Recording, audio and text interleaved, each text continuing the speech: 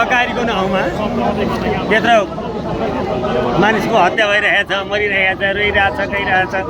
कतिपय आफै मऱ्यो भने कतिपय अनि वृद्ध भएर नि मरे, ती रकमहरू आयो, विभिन्न यस्तो भइरहेको छ।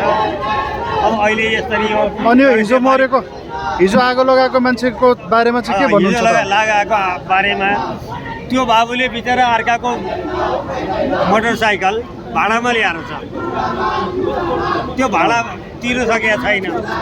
अनि मानिस पठाउँछु, 2-4 पैसा पठाउबाट लिन्छु, पालिन्छु भन्ने उद्देश्यले उसले एउटा व्यवसाय गरेका हो। त्यसलाई दण्डको रकमको कारणबाट तिर्न नसक्ने किसिमको अभियोग लगाइदिए।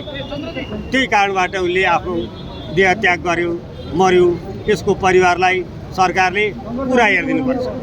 न्याय हो भने, होइन भने यस्तै नेपालमा न्याय हुँदैन। सतीले सरापेको देश भन्थे, आज देखियो। जहाँबाट मर्नु पनि गरेको कि